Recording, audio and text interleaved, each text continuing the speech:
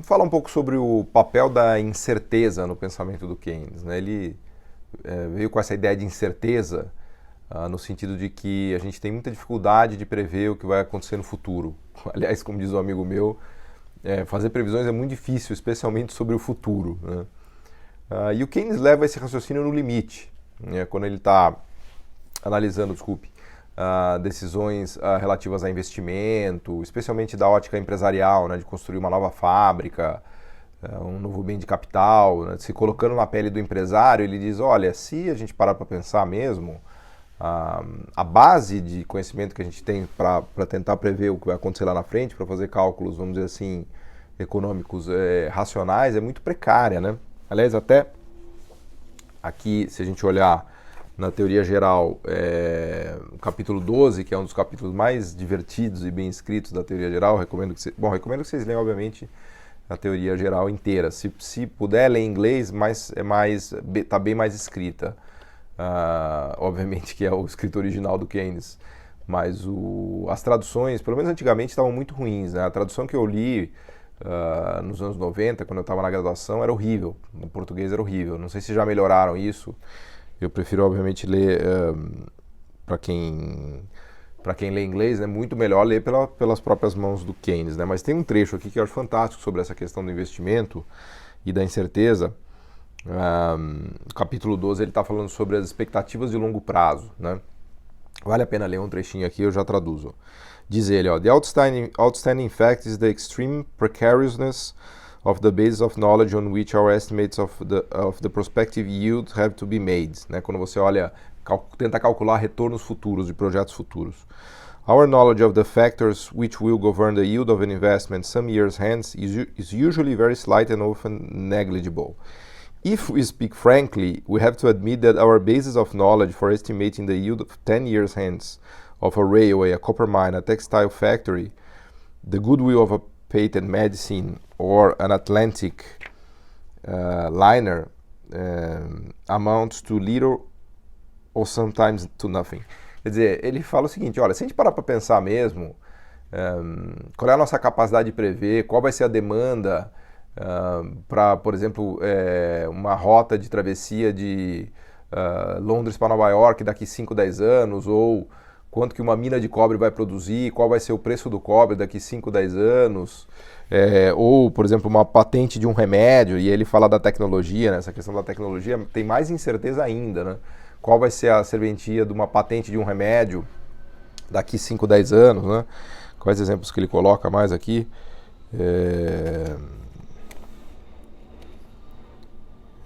Enfim, por aí vai, né?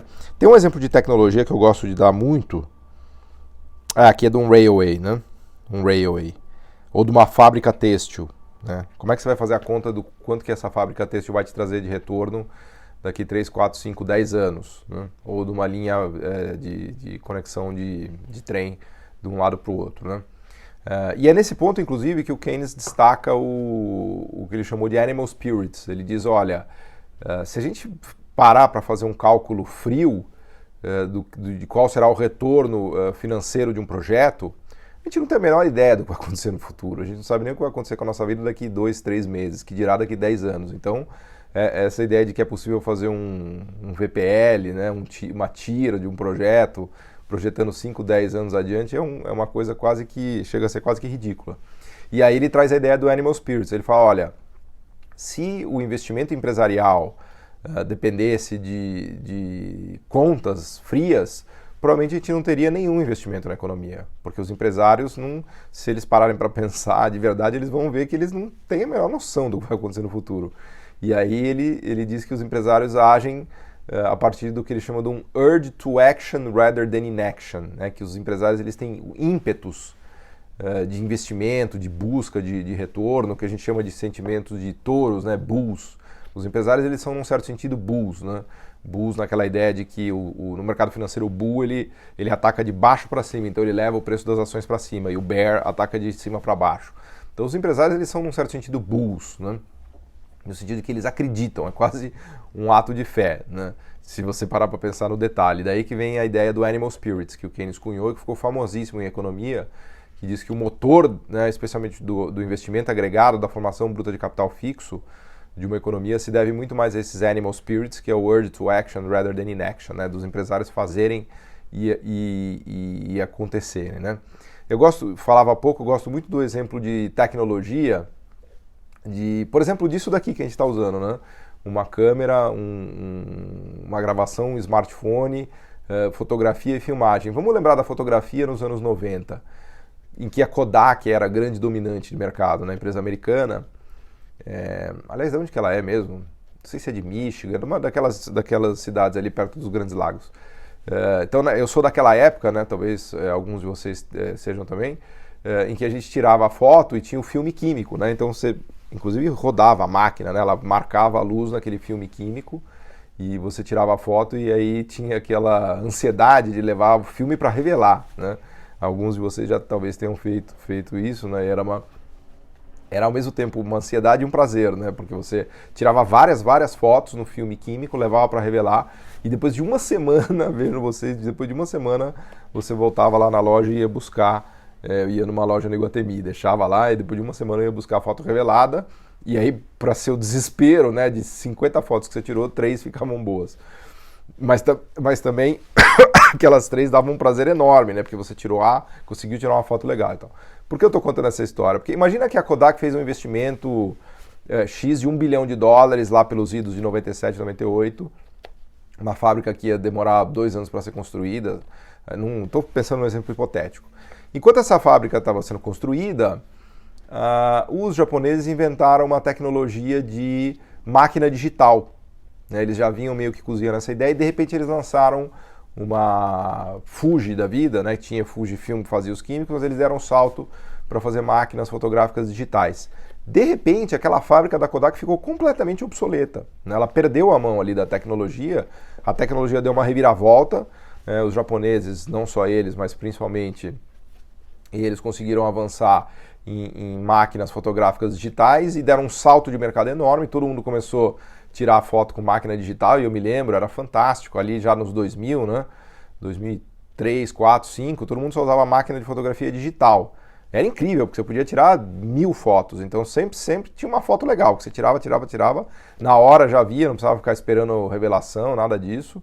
Foi um breakthrough incrível. E aí, obviamente, que a Kodak quase quebrou, né? Todos aqueles investimentos foram para o ralo. Aí os japoneses estavam todos, né, cheios de si, com as máquinas digital e tal, e aí veio um fulano chamado Steve Jobs, que fez o iPod. Diz a lenda, né, pelo menos no filme eles contam isso. Recomendo que vocês assistam os filmes com a biografia do Steve Jobs, muito legal, que ele assistindo a filha ouvir música no Walkman, também talvez eles tenham usado o Walkman já. Você punha fita cassete, né, punha aqui na cintura e ia ouvindo aquelas fitas cassetes. Depois inventaram o Discman, que você carregava CDs, que era um negócio completamente, enfim, tudo, vamos dizer assim, atrapalhado para você correr com um Discman daqueles. E o Steve Jobs, vendo a filha dele, falou, opa, talvez eu consiga fazer um negócio portátil de música usando as tecnologias digitais. E aí ele fez o iPod, que foi um sucesso absurdo, quando ele voltou para a Apple, e o iPod foi o passo para o iPhone. Ele já tinha tentado o Newton nos anos 80, 90, que não deu muito certo, que era um projeto de iPhone, mas naquela época não havia internet boa, as tecnologias eram muito lentas e tal. Bom, por que eu estou contando essa história? Porque quando o iPhone vem, os smartphones incorporam câmeras fotográficas fantásticas e também filmadoras, eles simplesmente destroem o mercado de máquina fotográfica digital. Aliás, tem até uma chargezinha na internet que mostra quantos equipamentos um smartphone substituiu, né? Rádio, mapa, televisão, fotografia, filmadora, assim, é um monte de coisa, né?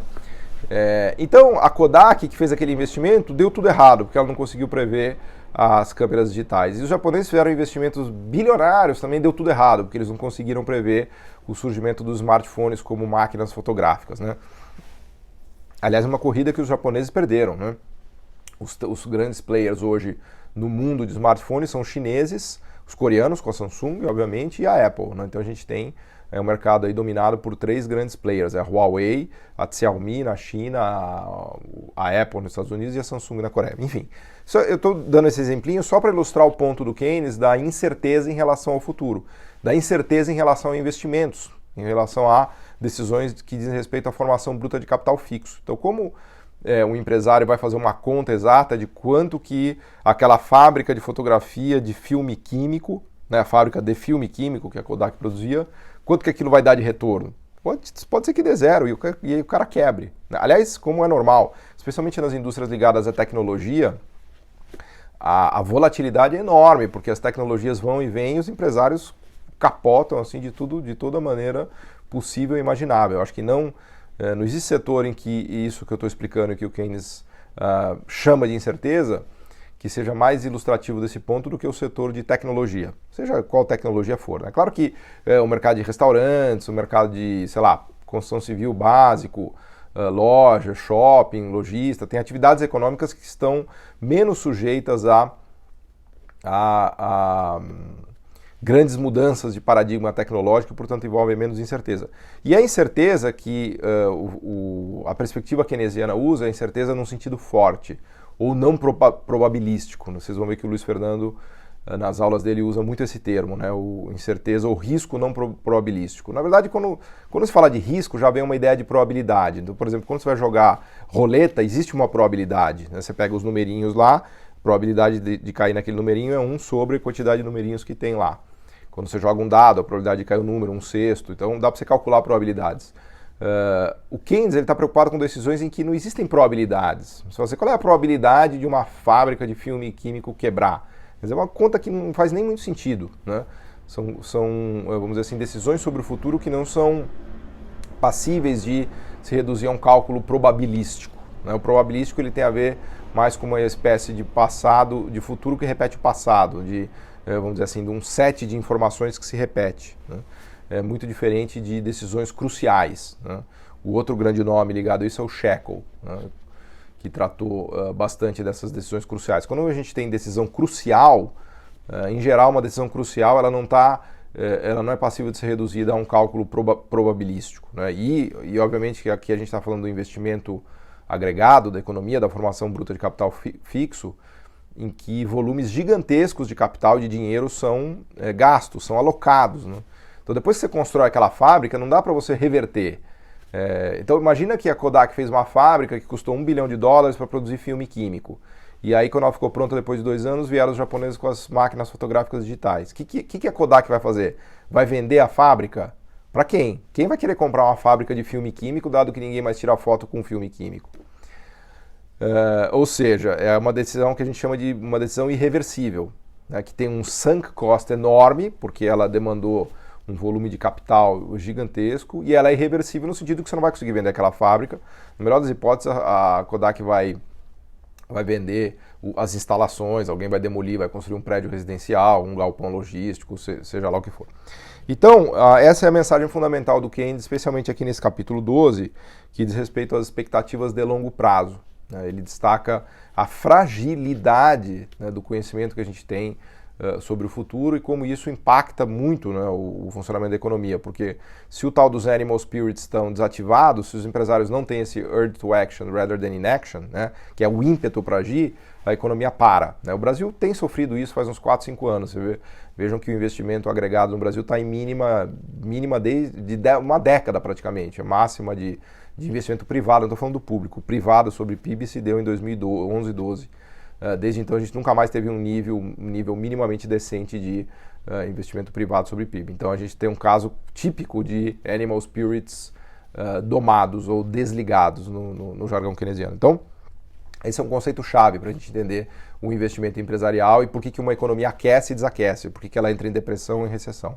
Especialmente quando esse canal do investimento está desativado, a economia tende a ficar com esse motor quebrado, e aí ela patina, e aí a demanda não aumenta, como a demanda não aumenta, o nível de atividade fica de lado, e aí o desemprego continua elevado e assim por diante. Então o Keynes ele tenta estudar quais são os estímulos ou as medidas que o governo pode fazer para tentar ajudar o investimento privado, né? E o destaque é, obviamente, investimento público, que ajuda o privado, e juros muito baixos também que ajudam o privado. Mas isso é uma história para um outro vídeo. Obrigado.